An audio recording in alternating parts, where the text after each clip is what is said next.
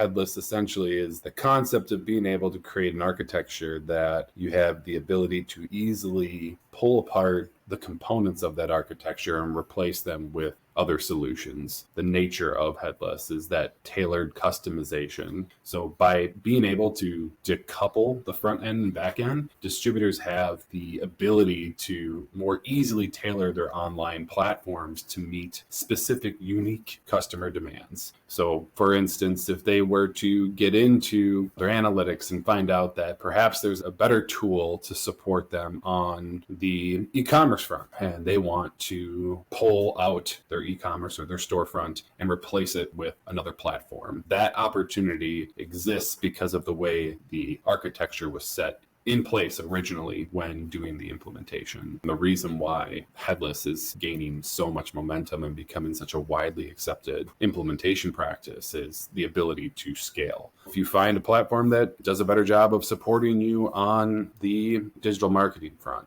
you have the ability to more easily remove that and replace it for your future use, continuing to support that scalability as your business evolves. When it comes to challenges, headless implementations tend to be a bit more expensive than your traditional implementation. The initial investment is going to be more significant upfront because you are building something that's going to allow you more flexibility and scalability in the future.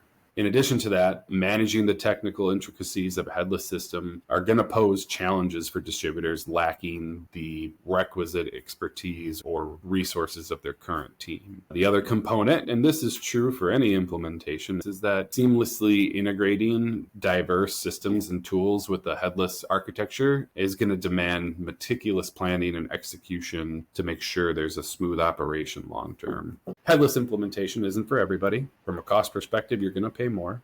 Outside of that too, if this is your first time leveraging some type of digital strategy, or you're just now making a more significant investment to grow your digital strategy long term, headless is likely not what you want to start with. More often than not, those organizations don't have the technical proficiency to embrace a headless approach. So I'd say step one is assessing your organization's technical readiness. It's going to be crucial to ensure the successful management of a headless system. The next step I would take is aligning your business objectives, the strategic business goals that you have as an organization, and ensuring that scalability, agility, and innovation are all appropriately considered, because that's in essence what headless is going for.